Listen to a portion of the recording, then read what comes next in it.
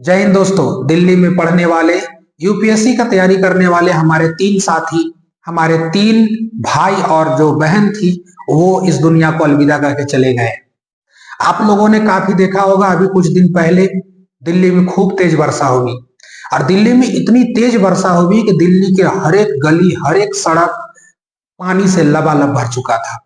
एक ऐसा जगह नहीं था जहां पर ये पता चले कि वहां पर पानी ना भरा हो। एक ऐसा जगह। अब इस पर ये सवाल आप डायरेक्ट उठा सकते हैं कि क्या इसमें किसी कोचिंग की गलती है? क्या इसमें आप ये सवाल उठा सकते हैं कि किसी एक टीचर की गलती है? क्या इसे आप ये उठा सकते हैं कि किसी पर्सनली एक व्यक्ति की गलती है? अगर दिल्ली में पानी भरता था तो विभाग वहां पर क्या कर रही थी? अगर दिल्ली में पानी भरता था तो वहां पर जो एमसीडी के जो अधिकारी थे वो क्या कर रहे थे? जो देखभाल वहां के करने वाले हैं वो लोग क्या कर रहे थे? खैर, ये सब मुद्दा है। दूसरी तरफ हमारे जो एस्पेरेंट्स भाई लोग हैं, यूपीएससी की तैयारी करने वाले जो हमारे भाई लोग हैं, जो लगातार प्रोटेस्ट कर रहे थे, उन लोग का भी बात है। वो लोग भी मुद्दा को नहीं समझ पा रहे हैं। खैर, वो लोग समझ भी पा रहे हैं, लेकिन उन लोग जो भी प्रोटेस्ट कर रहे हैं उन लोगों का प्रोटेस्ट जायज है। खैर, वो लोग का प्रोटेस्ट इतना जायज है कि जो भी डिमांड करेंगे, आज सही तरीका से अगर डिमांड होगा तो वो आप लोग को सारा चीज मिल जाएगा। सारा तरीका वहां पर अगर आप देखिएगा तो तरीका से अगर आप चलिएगा तो सारा चीज आपको मिल सकता है। दिल्ली में अगर मुख्यतः तौर पर देखिएगा तो दो जगह तैयारी होती है। एक आपका ओआरएन यानी कि दिल्ली का ओल्ड राजेंद्र नगर, और दूसरा जगह आपका एक ऐसा जगह है जिसको हम लोग जानते हैं डॉक्टर मुखर्जी नगर। ये दो जगह ऐसा है जहां पर आपको अभ्यर्थी सबसे ज्यादा एस्पेरेंट्स आपको मिलते हैं वहां पर, जब भी आप जाइएगा तो देखने के लिए। लेकिन रह गया बात क्या कि अब इसमें जब दिल्ली में बारिश हुई, तेज बारिश हुई, तो जब तेज बारिश होने के कारण इतनी भयानक सड़क भर गया वहां पर। और सड़क देखिए, वहां पर दिल्ली में जो सरकार है वो भी पता नहीं क्या देख रही है, क्यों नहीं इन सब कामों को करवाती है। खैर, ये सब सवाल का मुद्दा है। अब ये सारा मुद्दा चला गया था हाईकोर्ट ने भी दिल्ली पुलिस को, साथ साथ में वहां का जो म्युनिसिपालिटी यानी कि एमसीडी जो सारा रख रखाव करती है, उनको भी काफी वहां पर लथेड़ दिया है। वहां पर उनको जवाब तलब किया है और जवाब उनको देना पड़ेगा कि आखिर ये सब चीज ऐसा क्यों हुआ। आपको ये पता होना चाहिए कि दिल्ली में जो रोड हो गया है ना, वो रोड घर मकान से देखिएगा तो बेसमेंट से ऊपर हो गया है। बेसमेंट का मतलब वो इलाका होता है जो कि रोड से नीचे हो जाता है, जो कि जिसको हम लोग गोडाउन वोडाउन के लिए इस्तेमाल करते हैं, जहां की पार्किंग वार्किंग के लिए हम लोग इस्तेमाल करते हैं। लेकिन दिल्ली का अक्सर जगह में आप जाइएगा ना तो बहुत सारे जगह में आप लोग को लाइब्रेरी मिल जाएगा वहां पर पढ़ते हुए बच्चों को, या तो फिर वहां पर क्लासेस चलती है। जितनी भी बड़े बड़े क्लासेस चलती है, लाइब्रेरी चलती है, सब नीचे बेसमेंट पे चलती है। अब ये सवाल ये उठता है कि आखिर बेसमेंट पे चलाने का अधिकार उन लोगों को कौन दे दिया है? बेसमेंट पे आखिर वो लोग कैसे चला रहे हैं? क्या उन लोग को नो ऑब्जेक्शन सर्टिफिकेट क्या उन लोग के पास है? एनओसी क्या उन लोग के पास मतलब जितनी भी सुविधाएं होती है सरकार की तरफ से अवेलेबल है, क्योंकि सारे कोचिंग रजिस्टर्ड होंगे, तो क्या उन लोग को ऐसा कहा जाए कि मिला है अधिकार जो कि वो चला सकते हैं, बच्चों को जान ले सकते हैं? तो ये सवाल की निशानी पर आती है। और दूसरी बात, जो बच्चे वहां पर अभी डेथ कर गए उनका लिए हम लोगों को तो जितना बात बोला जाए उतना कम है। खैर, अभी देखा जाएगा तो बच्चों ने भी प्रोटेस्ट किया है, बच्चों का प्रोटेस्ट बहुत जायज है। और अगर सही तरीका से अगर डिमांड होगा तो सारा चीज उनका सही भी हो सकता है। लेकिन अगर मान के चलिए, अगर इस मुहिम पर, अगर इस मुद्दा पर अगर एक व्यक्ति को अगर बलि का बकरा अगर बनाया गया तो फिर वो चलिए आपका आपका मुहिम यही दब जाएगा, क्योंकि मीडिया यही चाह रही है। भारत की मीडिया को आप देखिएगा तो भारत की मीडिया सरकार से सवाल पूछने में बिल्कुल कितना मतलब ज्यादा मुखरता से आती है, उसको सब जानते हैं, पूरा देश इसका गवाह है कि आखिर सरकार से मीडिया कितनी बेहतरीन से सवाल पूछती है। रह गया सवाल आपका, आप क्या सोचते हैं? क्या मीडिया को यह मौका आप देते हैं कि मीडिया सरकार से सवाल ना पूछ करके किसी एक व्यक्ति के ऊपर टारगेट करे, किसी एक व्यक्ति को मीडिया ले और एक व्यक्ति को बलि का बकरा बना दिया जाए? और दिल्ली पुलिस के बारे में अगर आप देखिएगा तो दिल्ली पुलिस का भी रवैया यही रहा है।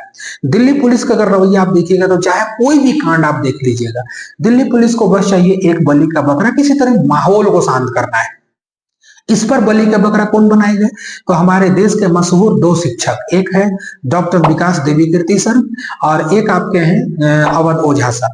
ये दोनों लोगों को बलि का बकरा बनाया गया है। और खास करके युवाओं का ये कहना है कि जब हम लोग 2-3 दिन से प्रोटेस्ट लगातार कर रहे थे, तो बताइए ये दोनों टीचर आखिर इनको देख करके इतने दूर दूर से छात्र पढ़ने आते हैं, आखिर ये क्यों नहीं आए आज तक, ये प्रोटेस्ट में क्यों शामिल नहीं हुए? तो भाई आपका मांगे जायज है, लेकिन अगर कोई बड़ा शिक्षक होता है, क्योंकि कोचिंग के अंदर ये मामला हुआ है, अगर कोचिंग के अंदर ये मामला हुआ है तो अगर तुरंत में अगर विकास सर या अवध ओझा सर अगर तुम लोग के साथ में या तो फिर हम लोग के साथ में खड़ा हो जाते तो ये कोचिंग के लोग भी सोचने लगते हैं देखो हमारे अगेंस्ट में जाकर खड़ा हो गया है, क्योंकि ये किसी के साथ भी घटना घट सकती है। ये घटना जो राव आईएएस एकेडमी में जो बच्चे पढ़ रहे थे, ये घटना वही का है।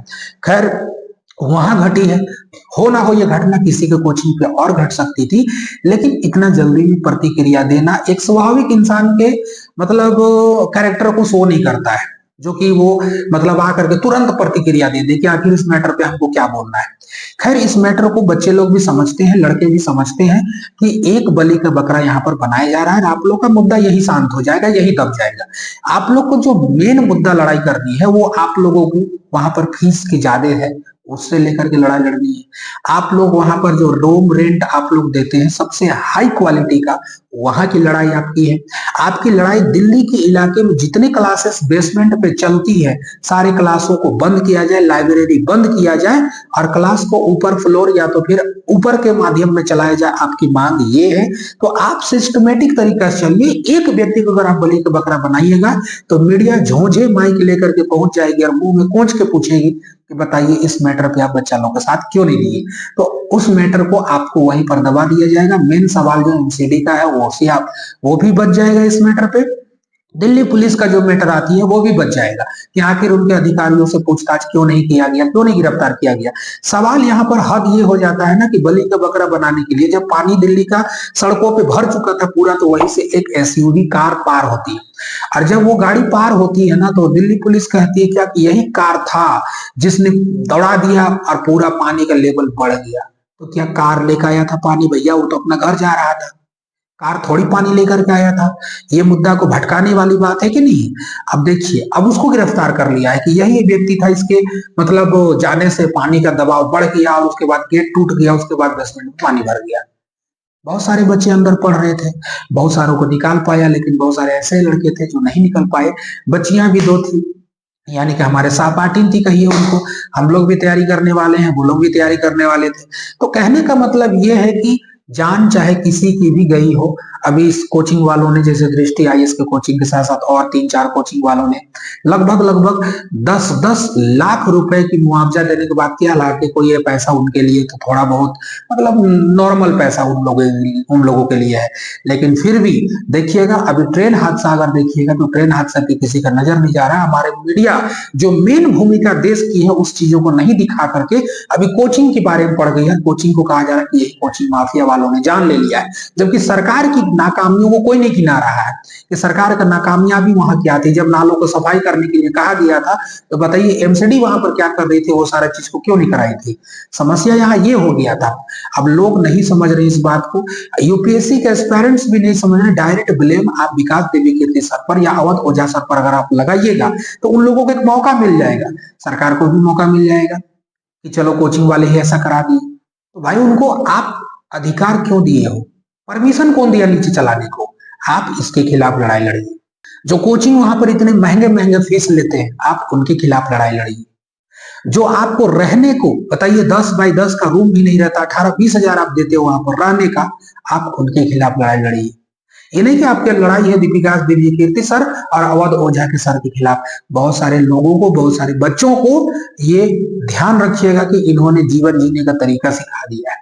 जिसको आप भगवान की तरह मान रहे थे इतने ऊंचे ओहदे पर, एक दिन में आप उनको अगर राक्षस का अगर बना दीजिएगा दर्जा देकर के, तो बताइए आपकी दुर्भाग्य, आप भविष्य को नहीं देख पाते हो। सरकार तो यही चाह रही है कि तुम मत पढ़ो, तुम यहाँ से कोचिंग बंद करो, सारे कोचिंग यहाँ से बंद हो जाएंगे तो चले जाएंगे सारे बच्चे घर।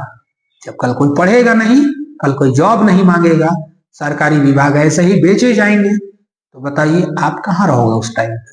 कौन लड़ेगा आपके खिलाफ? बातों को समझना जरूरी है, सरकार से सवाल पूछना जरूरी है, जो कि हमारी मीडिया के पास औकात नहीं है पूछने का। हमारी मीडिया नहीं पूछ सकती है उनसे सवाल। हमारी मीडिया को चाहिए एक बलि का बकरा किसी को भी बना देगी और उनसे सवाल पूछेगी दबा करके। खैर आपका इस पर क्या राय है, आप इस पर क्या संदेश देते हैं, हमारा कमेंट बॉक्स खुला है, आप आइए, आप देखिए, बता के जाइए, थोड़ा हम भी देखें कि आपका सोच क्या है, आपकी रवैया क्या है, आपकी बुद्धि कितनी है। खैर हमारी बुद्धि बहुत कम है, आप लोगों से हम क्षमा चाहते हैं अगर आपको किसी की बात, अगर मेरी बात अगर किसी व्यक्ति को बुरी लगी हो तो, लेकिन जो सच्चाई है उस बात को आप ध्यान दीजिएगा। सबका भला होगा, हमारा देश का भला होगा। जय हिंद।